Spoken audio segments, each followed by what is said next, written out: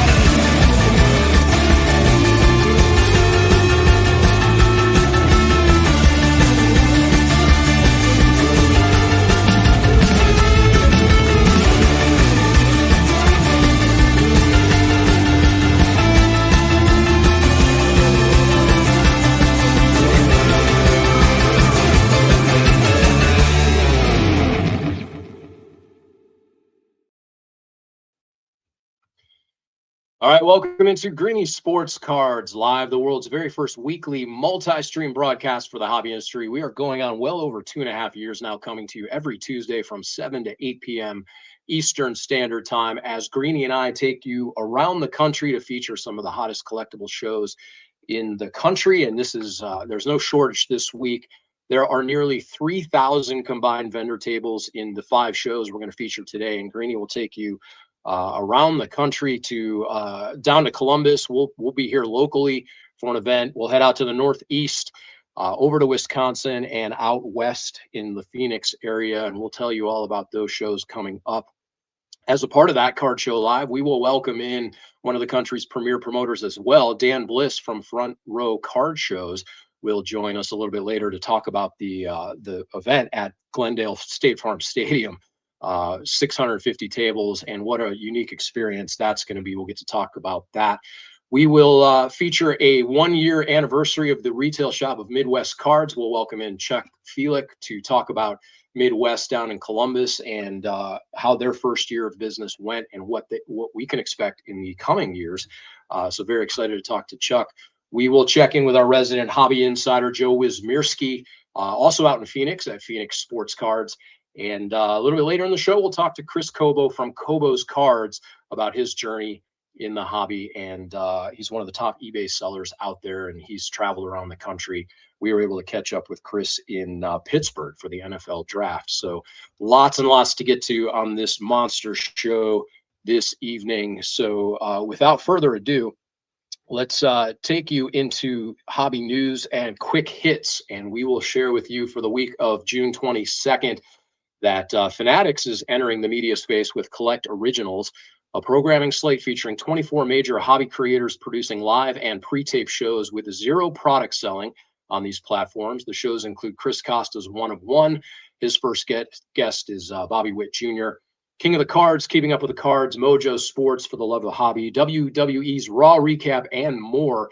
It's Fanatics' biggest non-transactional hobby initiative to date.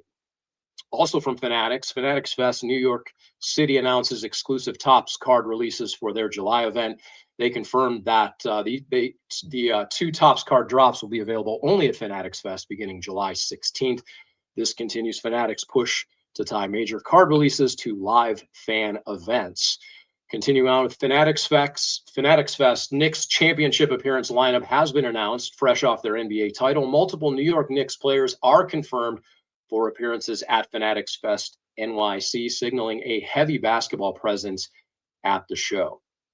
Last week, Alex Ohanian 776 acquires college-focused Onnit.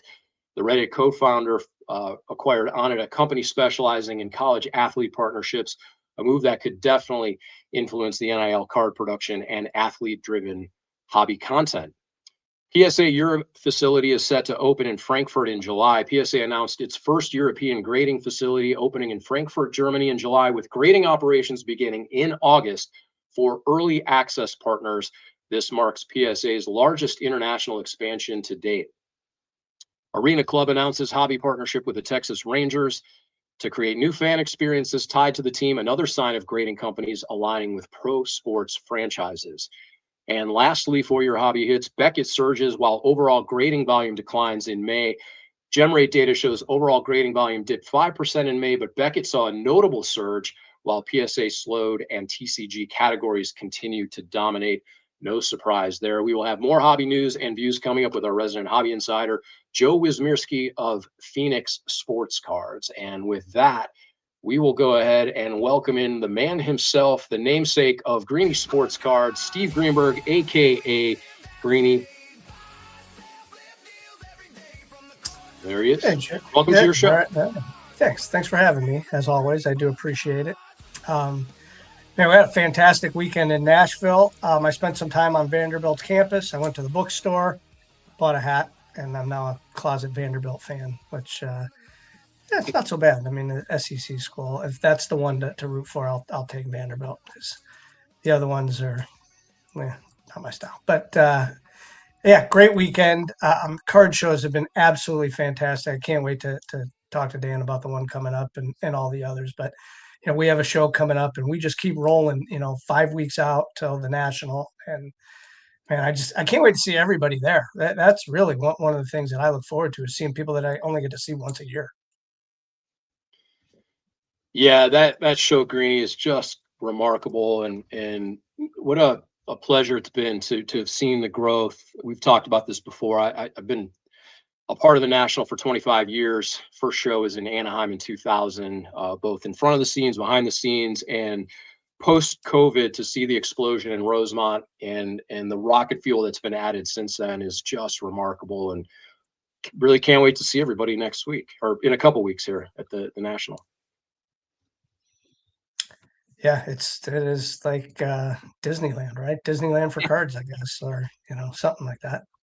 It's really hard to explain if somebody has not been there, the size and scale and the energy in the room, and it's really cool stuff.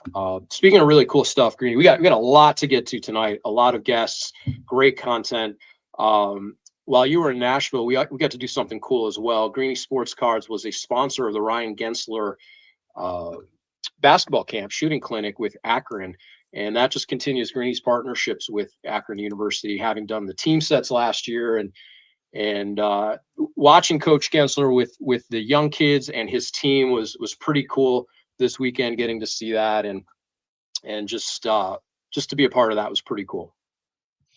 It is fantastic. Coach Gensler is terrific. I mean, he's a collector of cards, as is some of the other coaches that we get to hang out. So being able to be a part of something, a youth initiative, and it wasn't even like he didn't even ask me. I think we were having breakfast one time talking about it, and I said, sure, absolutely. You don't even have to ask me to be a part of it. So very, very fun. I'm glad that you were able to make that for us.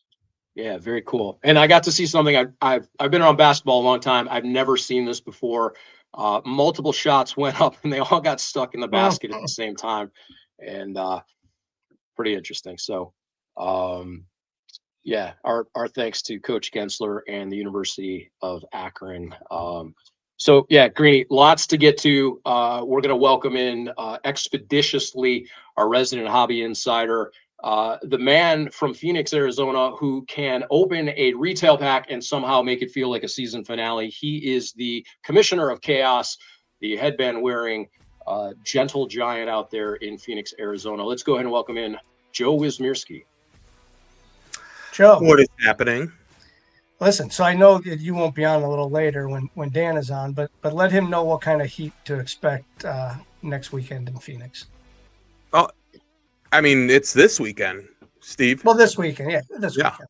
Yeah. I mean, we're just tipping in at about like 105, 106 midday. Like everyone says, it's a dry heat. If you have a convection oven, it would be the same as if you were to open that oven when you had it at 350, allow that fan to blow a little bit, real nice, allows the sweat to evaporate right off your skin. But the great thing is the Cardinal Stadium is incredible HVAC unit in there is going to keep everyone cool. So it's going to be phenomenal. It's their first show at the Cardinal Stadium. It is a monster to take on, but that show, the front row show, has just absolutely outgrown the Renaissance Hotel, and it made sense geographically to move it, I guess like 600-700 yards south to the stadium. I mean, it's fantastic. The amount of parking that's going to be there free, the accessibility right off the highways, everything right there is going to be phenomenal. There's places to stay there, so it's a huge excitement. I will tell you, Steve, the funny thing about the front row shows is everyone is always like, well, there's going to be a lot of TCG and that kind of stuff. Dude, when there's going to be 600 plus tables, you're going to get a good variety of things. It Great. it does not matter. And if you enjoy the hobby itself, you have to go check out the show. It's going to be absolutely insane. And they do a great job too, Steve, with making sure all the local card shops have tickets to hand out to their customers. And that's huge. That's a huge thing because it allows us to actually treat people too, that we see as like just reoccurring customers, kids, birthday stuff like that. It's just another great thing that they do for the hobby. So we're really excited for the front row show. I can tell you, of all the stadiums that I've been to, that is easily the most accessible stadium from the highway. Like, I mean, you literally get off the highway and it is turn left and you're in the parking lot. It is that easy to get there. Um, I mean, there's so much to do around. I mean, Phoenix in general, but Top Golf is right there and plenty of other things to do Dick's down there. House of Sports. The other big thing too is if you're new to the area and you're coming in, you'll get to you'll walk right by the Pat Tillman Memorial, and right before 4th of July, right out there, it's a great photo op. For those men and women who have served, like it's another just great moment that they can go up and observe that stuff. So all of that's right there. And then also I saw on the show Kobo's cards, Chris Kobo. Like I love his online stuff that he Fantastic. does when he's live at the shows, and I see him all the time. He's at front row shows, and when he buys and sells, and dude, just a great personality. So that's going to be a great tease. And no, these guys did not ask me to tee them up. They are just Mm. genuinely awesome to watch. So So let's talk about the shop in the industry. What's new this week? What have you seen? There are still people crying about PSA. Are they shifting to other things? What's new? What's happening there? yeah, I mean, I think I don't know that there's as much crying that we hear anymore. It's people that are new to the hobby that are coming in and they're like, oh, I'm going to get this card graded. And it's more of an educational piece. Like, hey, that's a fantastic card. Let's look it up together and see what it's worth now. All right, it's a $10, $15 card. Yeah, but if it gets a 10, it's $150. Okay, well, right now the minimum grading level is $80.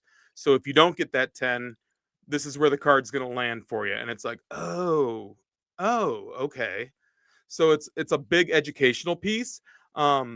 But I mean, it's not a make or break. And then we tell them, hey, there's a lot of other companies out there too, like CGC. There's Beckett. You can look at those. Tag. Um, there's a lot of opportunities to grade cards, but I think it's more of an educational piece for new people. And then you have the old stalwarts within the industry and within the hobby that are like, well, we saw this coming, and everyone has a great crystal ball, and they're able to tell the future, and that's phenomenal. We're really excited for that. So maybe there'll be a place in the hobby for that marketing. Steve, we also didn't get to talk about you going to a bookstore. I wasn't aware that you could read, but I other go than there the for the stats hats. on the back of a Just the card, hats. like Yeah, that it's kind of a closet way to say that there's closing here. Bookstore. that's fair. Right. That's fair. Thank They you. do have audiobooks, but let's talk about the GOAT cards. That is the hottest thing now. Jordan, LeBron, Kobe, Brady, right? Like I see more and more people, younger people too, that have never they've seen Otani play. They haven't seen the Jordans or the Kobe's play, and they're buying these cards. Are people coming into the shop asking for where do you have Jordans? Where do you have Kobe cards? Absolutely. Yeah. I mean, we've actually, changed sections of the store to just put those cards out. Just to see the emergence of like base cards and what they've done for Kobe's, Jordan, LeBron, Brady. You have like Otani, I believe, is 100% a GOAT.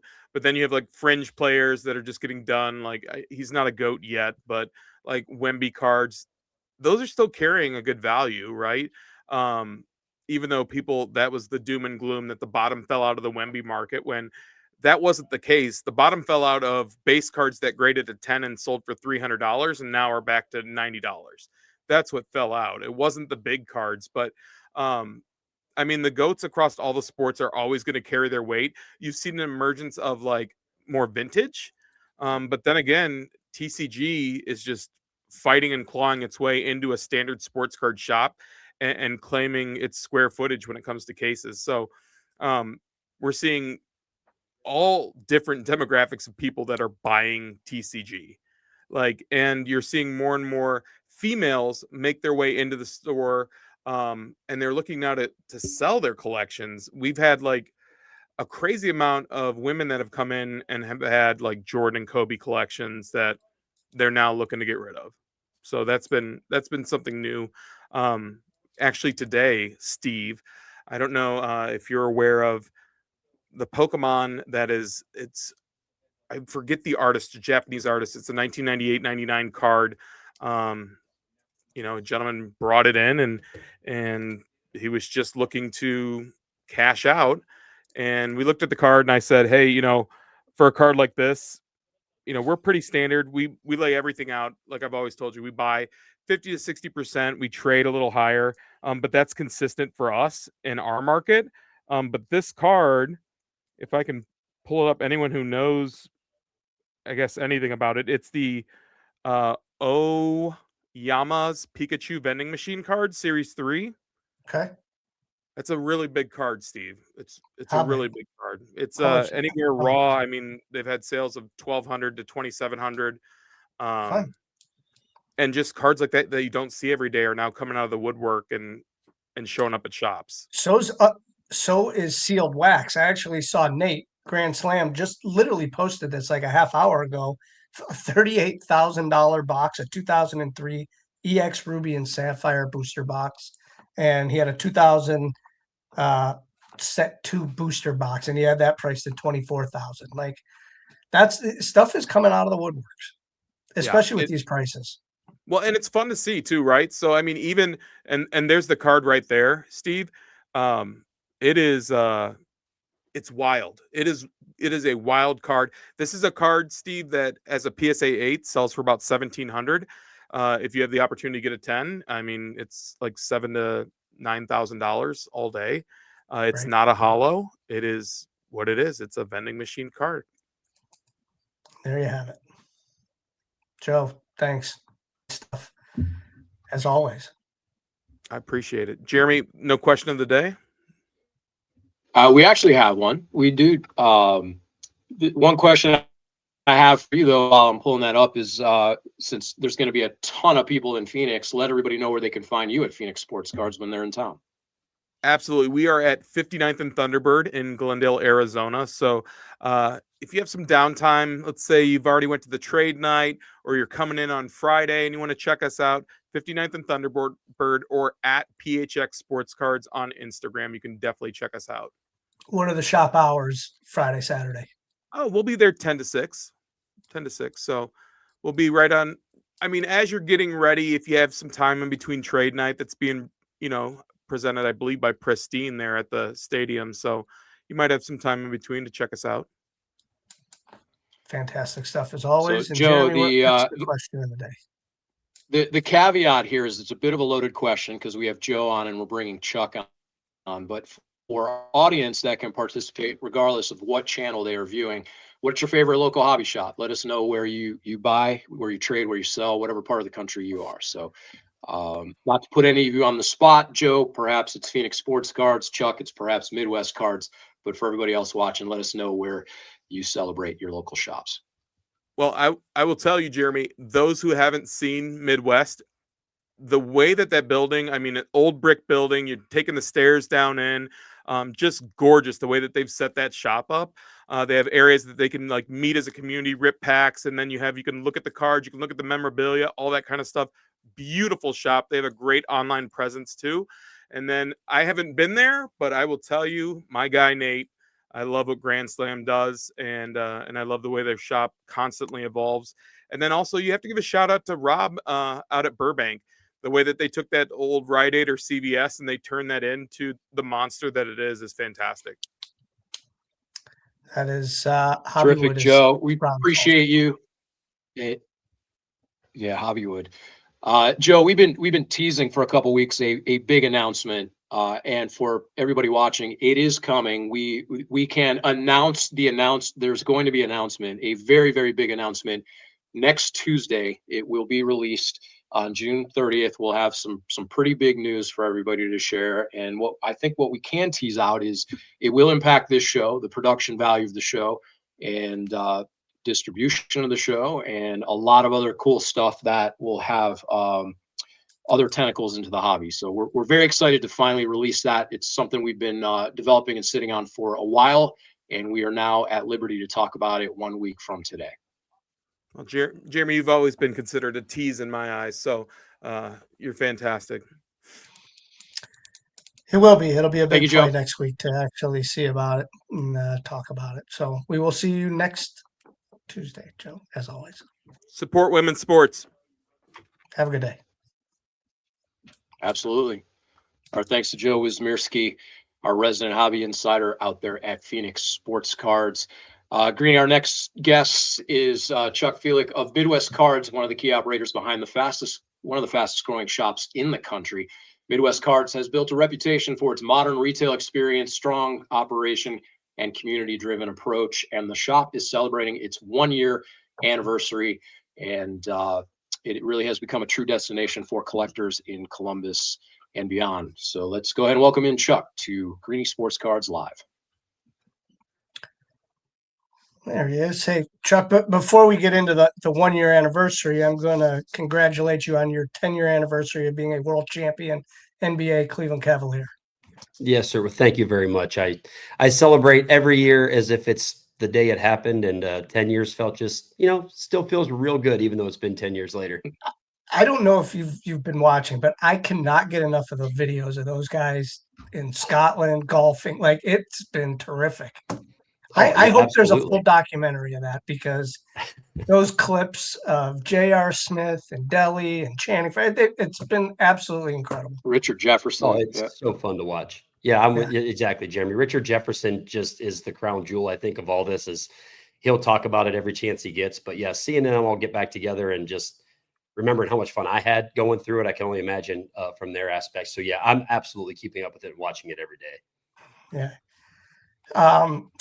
Back to cards, which is although the Cavaliers cards from that year are terrific too, and I collect those NBA Finals booklets. But we're coming up on 1 year on Midwest Cards this weekend, which is a huge milestone for any shop.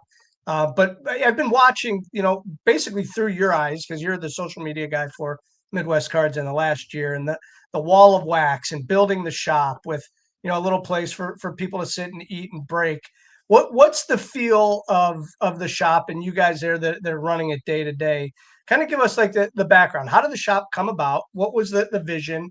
And now that we're celebrating a year, I think you actually said there's a little bit of an announcement there too. Yeah, so we've had a shop for longer. The 1-year anniversary is actually for this shop in this location. Right. We had a shop before this. We've been around here since about 2020. But the shop we had before was very small space. It was inside a professional building. So we always used to joke and call it the card shop speakeasy, if you will, because you kind of had to ring a buzzer to get in, especially if it was after hours, that sort of thing. So this 1-year anniversary is 1 year for right here in this brand new shop. And to answer your question about the vision, we just were growing, things were going well, and we knew we could cultivate. We had cultivated a really good following and just great in the community, people learning about us. And we're in a great location here in the Arena District here in downtown Columbus, where we're really surrounded by hotels. The convention center is literally a 3-minute walk away. So we were really reaching out and getting more and more people that are coming in from out of town. They're here for work, they're here for business, or they're just here for something happening at the convention center. So that's when it was time of, you know what, one, we need to expand. So if we're going to expand, we're going to do it, and we're going to do it big. And that was the whole idea of, we want to do it big, but at the same time, we wanted to be sure that we kept one of the most important things on the forefront of that expansion, which was the community and people being able to come in and feel like they could come in and be welcome.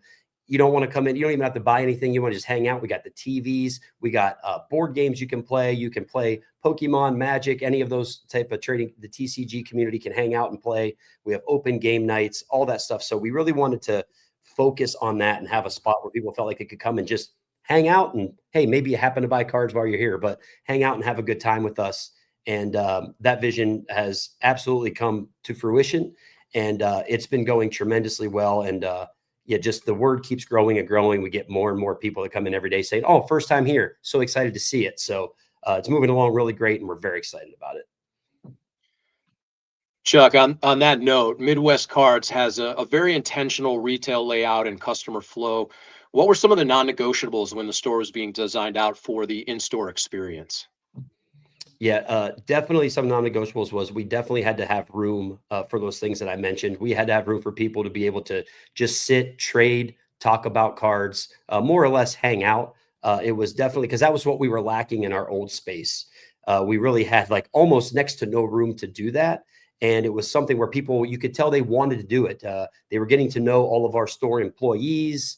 We were really building this community, and we couldn't really enjoy that or express that in the space we had. So we were like, most importantly, we have got to have a space where people come in, they see what we have, and we want them to open. We want them to rip in the shop. We want to see what they hit. We want to share their hits with them. We want to be able to purchase from them to bring it into us. Obviously, buying is a huge part of this hobby that keeps the circles going around, and that's a huge part of our business. So I would say, first and foremost, room for the community, a great space to hang out and have fun, so we can have events and welcome people in, and also be able to have hopefully the largest selection maybe you've ever seen of sealed wax, slabbed, unslabbed, whatever it is you're looking for. We want to have just something where you're like, I can't believe this place has that. And we really done a good job of holding that true. Yeah, you mentioned the seal wax. I remember a couple years ago at Fanatics Fest, just seeing this massive wall of wax and people getting packs. And I know the shop has something like that. What was kind of the idea of that? Who came up with the idea of building this wall of wax?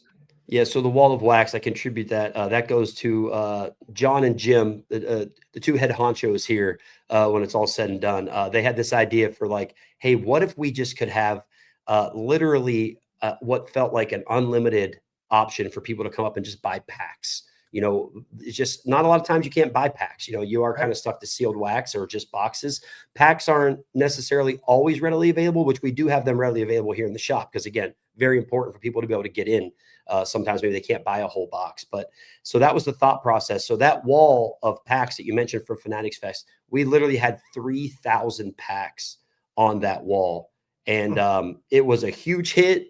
It looked great. It all came together great. I will say it was also nearly the death of most of us trying to run that thing, because it was maybe a little more popular than we thought it was going to be at the show. So we never had any shortage of people wanting to get their hands on something. Give me some of those packs, especially, oh, you got stuff from the 80s and the 90s. People want to dig into that, bringing back all the memories. So the wall was a tremendous idea. It actually couldn't believe it had really even worked as well as it did. And again, it was quite the battle to keep up with it, but it was a blast. I wouldn't trade it for anything. Chuck, we've got about a minute here. We really appreciate your time. Let everybody know for this coming weekend, the 1-year anniversary at your store in the Arena District. What can they expect? What's going on? How are you celebrating? So yeah, Saturday, basically, it's going to be an all-day thing. We're going to be here from 10 in the morning till at least 10 at night, if not beyond. Right out here in the plaza, as you mentioned, we're in the Arena District. We're right next door to Nationwide Arena, literally next door to Nationwide Arena. There's a big plaza out there in front of the hockey arena.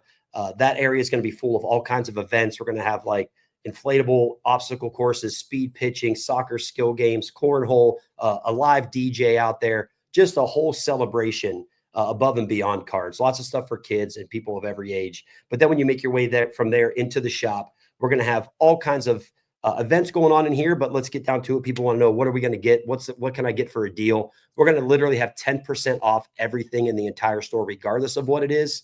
And then on top of that, we're going to have some crazy doorbusters that'll start right at 10 a.m. when we open. They'll be kind of you got to get here early to get them, but we're going to have tons of sealed wax that we're going to just have crazy deals on. It's more about rewarding and thanking everyone for how much they have supported us and welcomed us here into the Arena District, and how much we have just grown as a community. And we want to give back as much as we can. So come enjoy. Tons of free stuff, tons of giveaways, tons of prizes, ways for you to win by not even doing anything but being here. So it's going to just be a great celebration from top to bottom. And we just cannot wait for the turnout, because we've done some things like this in the past. They've done great. This one should just be bigger and better than anything we've done to this point.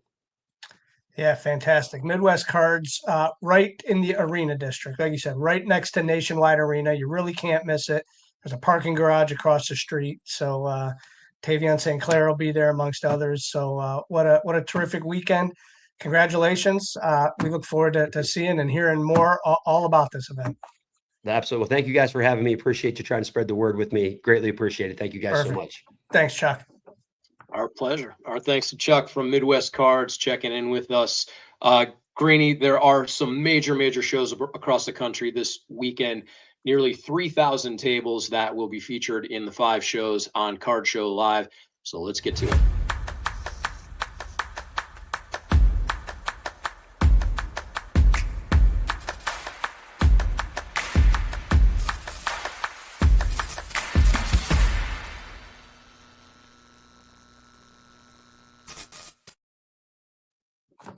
Hey, welcome on into this edition of Card Show Live. We're going to take you around the country, preview some of the hottest shows, and tell you some of the shows that you need to attend if you can get there. We're going to start right here in Cleveland, Ohio, the Broadview Heights show. We have 100 tables, 75% sports, 25% TCG. People like to know those percentages. We've been doing this show for several years. It's always a great time, great local show that we've been running. We have a trade night afterwards at Bomber Sports Cards right down the road in Royalton Road. So 9 a.m. to 3 p.m., Broadview Heights, this Saturday, June 27th. We will see you there. Other shows around the country that you're not going to want to miss. 1,000 tables, the Northeast Card Expo, the 26th through the 28th, with on-site grading. TGA, the grading authority, is going to be grading cards there. Marlborough, Massachusetts, in this huge 4-kick sports complex. 1,000 tables. I know our buddy Johnny Ryan's going to be set up there from Boston. You've seen him around at tons of shows. So if you're anywhere near there, Marlborough, Massachusetts, 1,000 tables. There's got to be plenty to choose from there. From there, we're going to come back to Ohio, the Columbus Card Fest with Brad Beeman, who runs the Shipshewana Fest and Card Collector 2. They have their first ever Columbus Card Fest. That is going to be at the Convention Center the 26th and 27th. Over 600 advertising, over 400 sports, 200 TCG shows. So their first time in the Convention Center in Columbus. Should be a good show there. And then we're going to go to Wisconsin for the Wisconsin Card Show. And June 26th through 28th, 400 tables there at the Fiserv Forum. So TCG, Pokemon, athlete signings. I went to their website, the wicardshow.com. They have a lot. I think there was like 20 different athletes that they have signing there. Kids 10 and under are free. A 3-day extravaganza, the Wisconsin Card Show, the 26th through the 28th. And then, if we've been talking about this show for weeks, Glendale State Farm Stadium on the football field, the Front Row Card Show. We're going to have Dan to talk about it. 650 tables, a trade night put on by Pristine, I believe is on the second level. This one is going to be amazing. The first show that I've seen in a football stadium.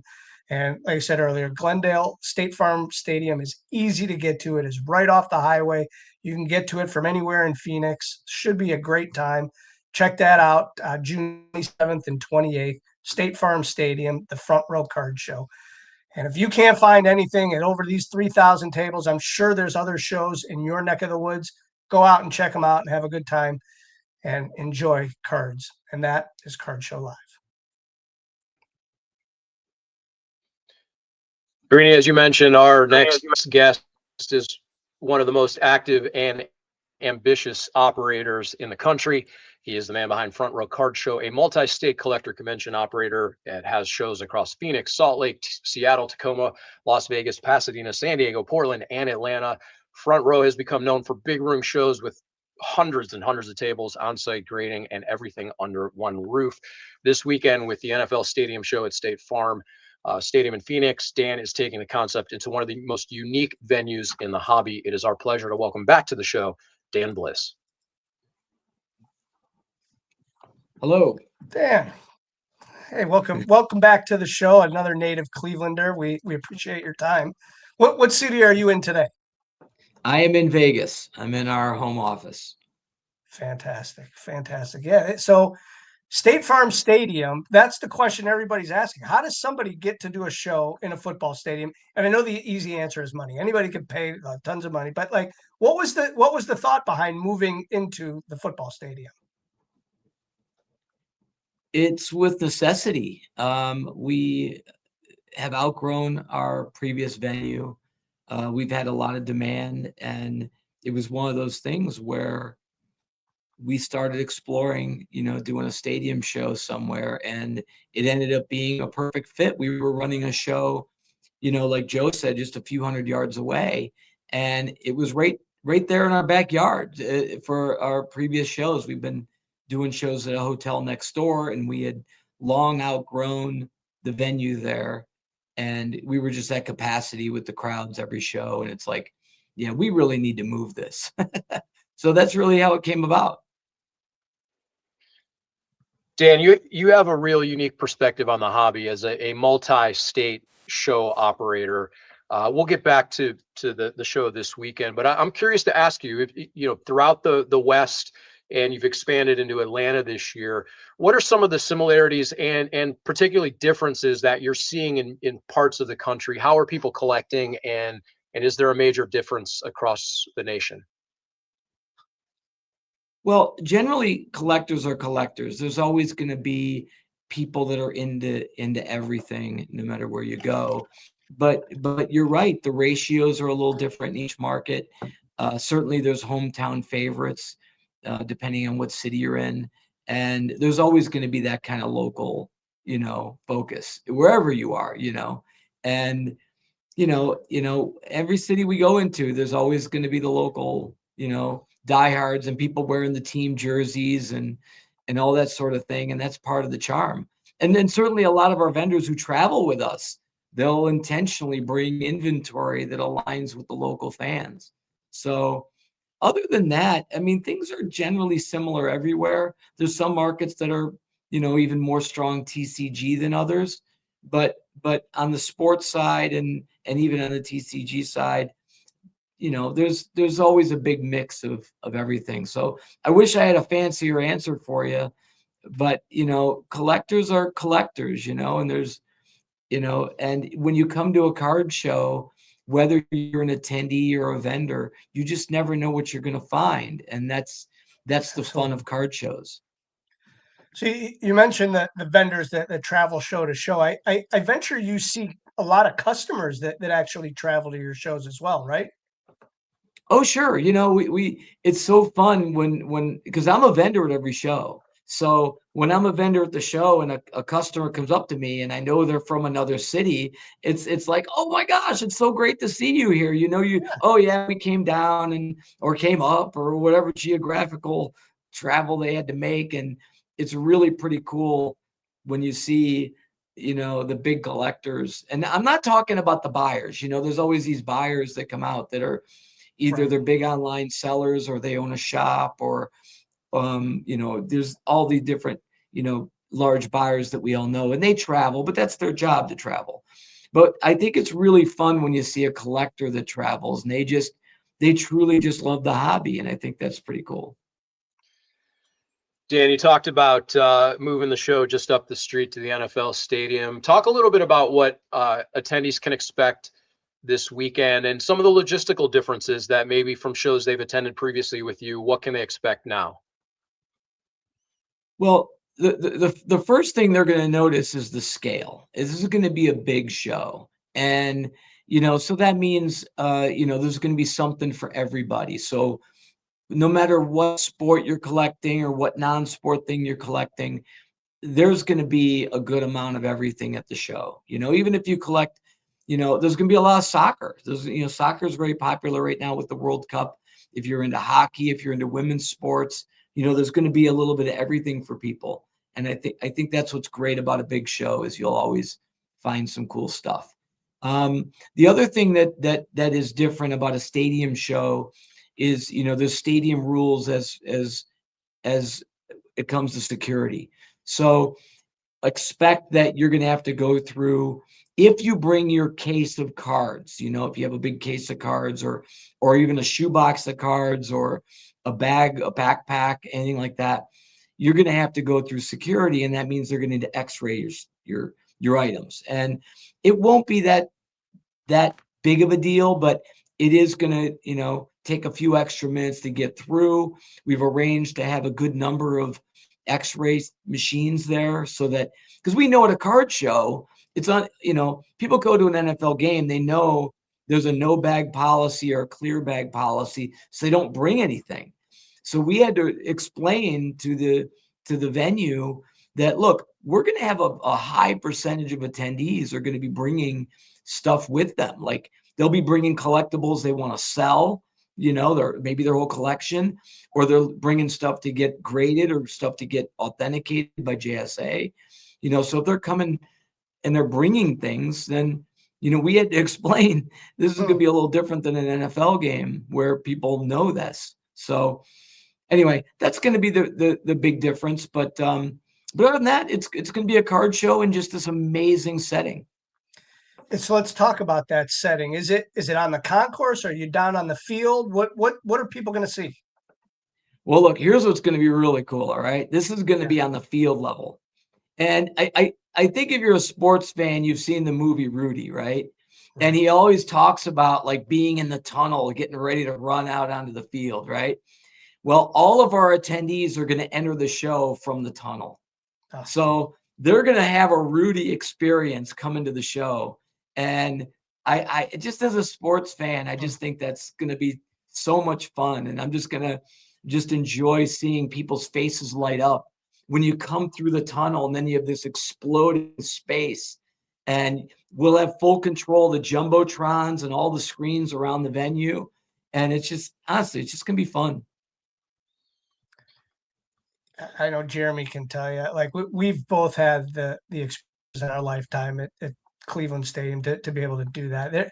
There's something different about being in an NFL stadium on the field level where your heroes have walked, whether you're even a Cardinals fan or not.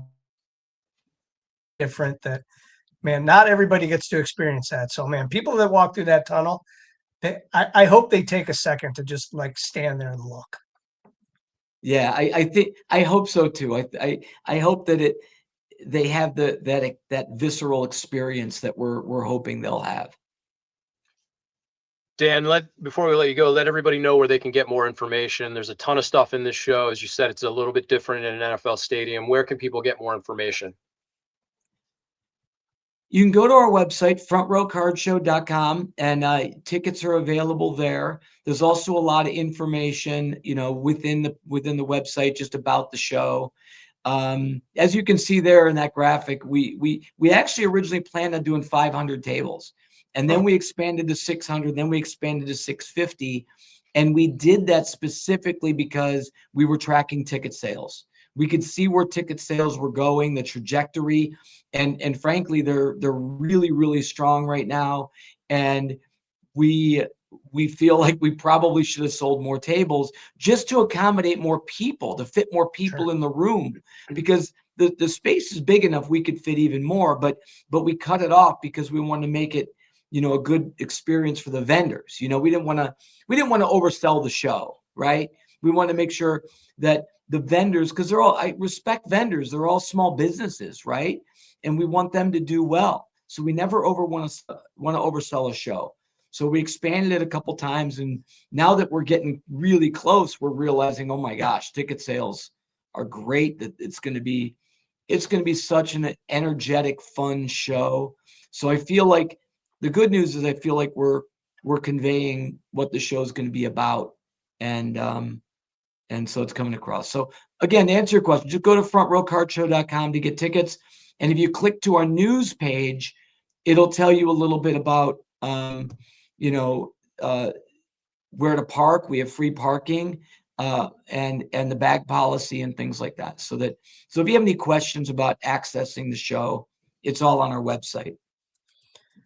Yeah, this one's going to be one for the ages. I can't wait to hear all about it. I know our friend Ryan Sasquatch is coming. Jay Mankey will be set up, so we'll hear firsthand from a lot of people on the floor. So what a terrific show! And I want to add that your next guest, Chris Cobo, will also be at the show, and I also want to add that Pristine Auction is hosting trade night on the upper deck overlooking the stadium. Wow. And I've been on that upper deck overlooking. That is actually a terrific view. So kudos to Pristine for doing that. Yes. Great job, Fantastic. Dan. Great. Thank you, guys. Thanks. We'll talk soon. Thanks, Dan. Yes. Yeah, just remarkable stuff. Tremendous amount of Fantastic. respect for Dan Bliss and his team, and knowing what it takes to pull these shows together. It's very ambitious. Absolutely. And it's going to be awesome.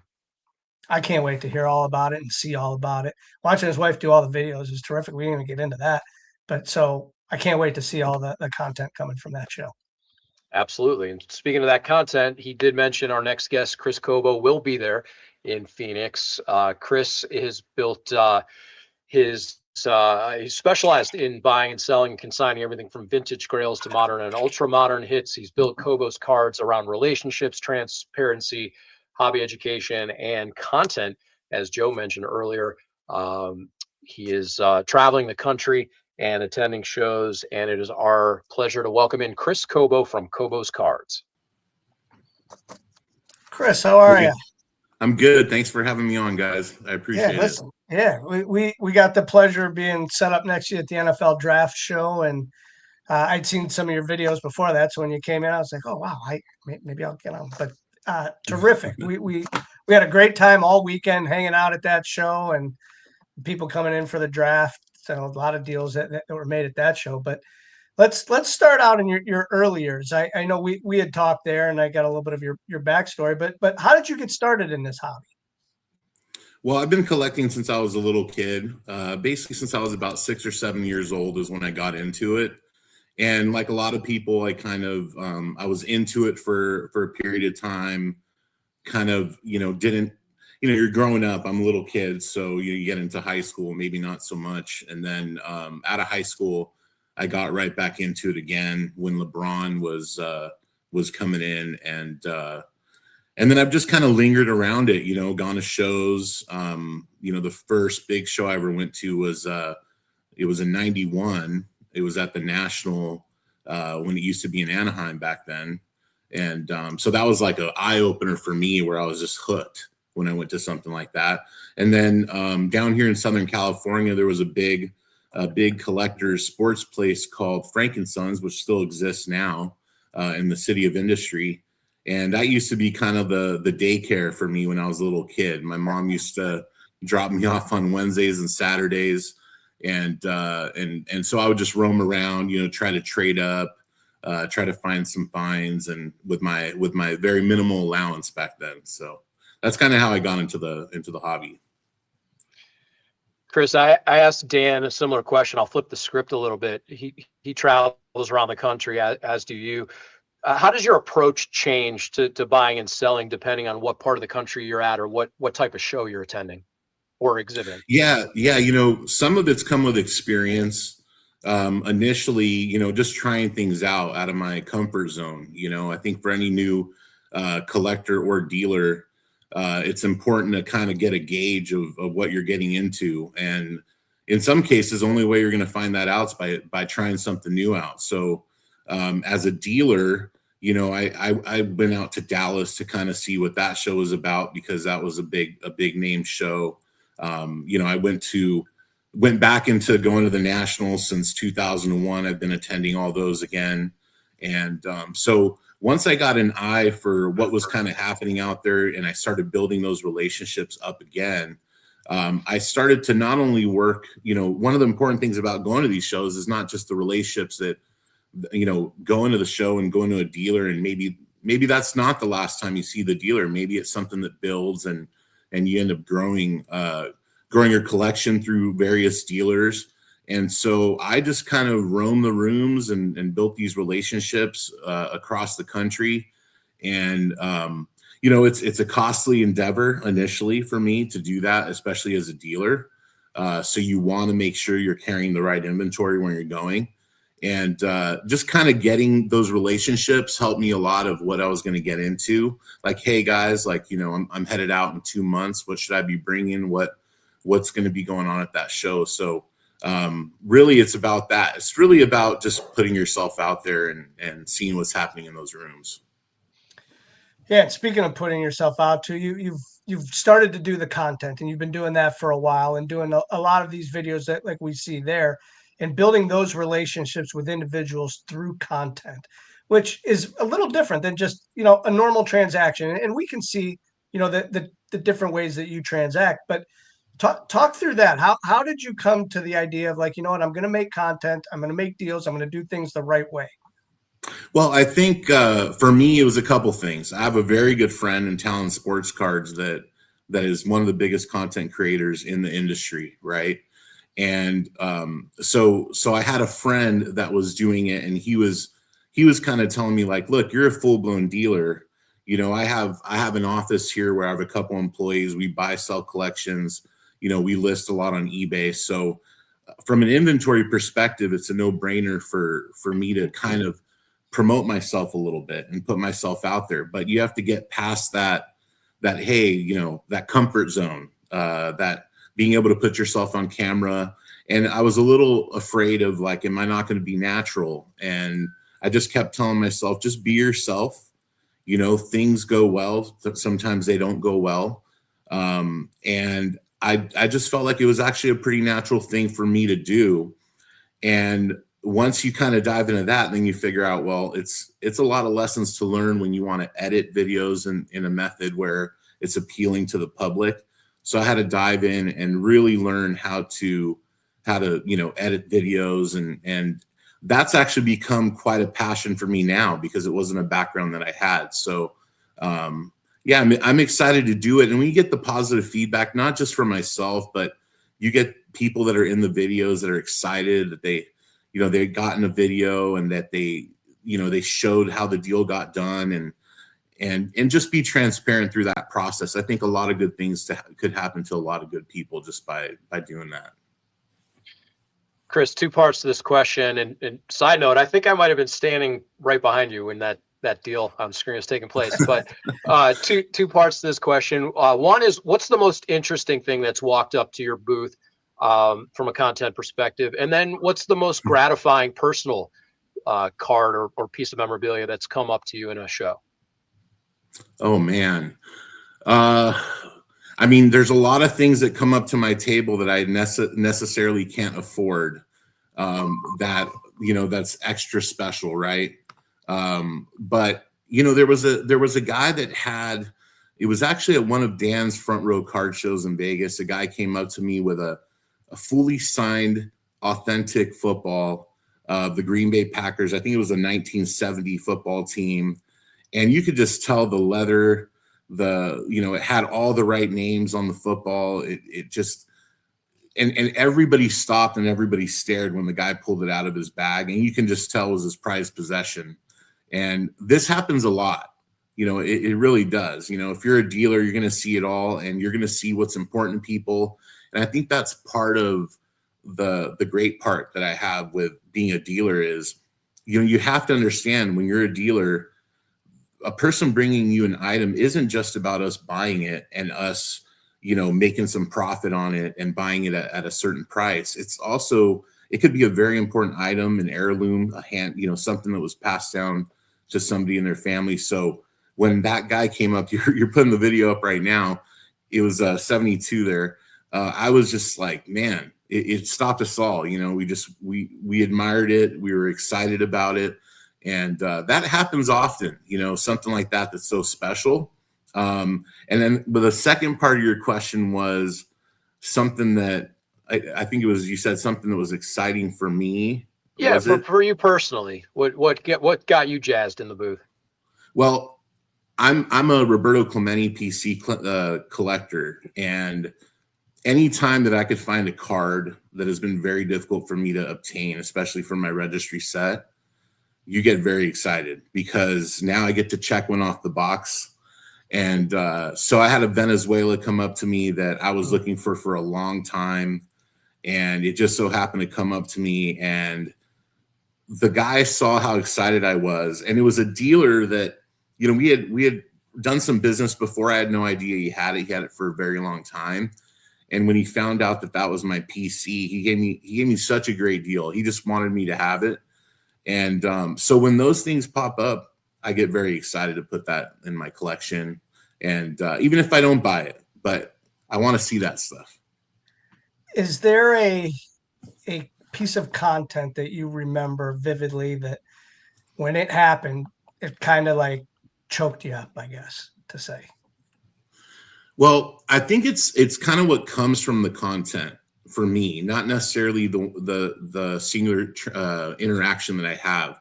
I mean, the first viral interaction that I had from a while back were two kids that came up to me after baseball practice at the Front Row Vegas show. And I had been doing interaction content for about 3 weeks at that point.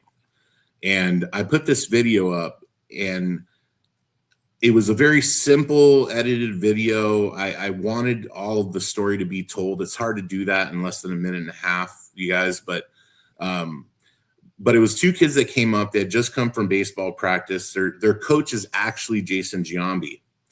And so they come up and they tell them, the first thing they say is, you know, we're looking for a Jason Giambi card. And I was like, well, I don't have one. But I'm like, okay, well, you know, I know this about them now. And for some reason, the next guy that came up, which it's not common to find a Jason Giambi card in someone's case. You know, I would say that. The guy comes up, he's a diehard Yankees fan. He happened to have one. And it was like the sequence of events of how that happened. And I just kept thinking, this card has to go to these kids. Like, it has to. It's the one thing they came here for.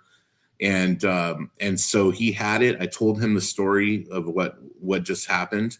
He's like, where are they? I said, oh, look, there they are. And so he ended up, if he didn't do it, I was about to buy that card to do it, but he was so quick. And that's what I love about this community.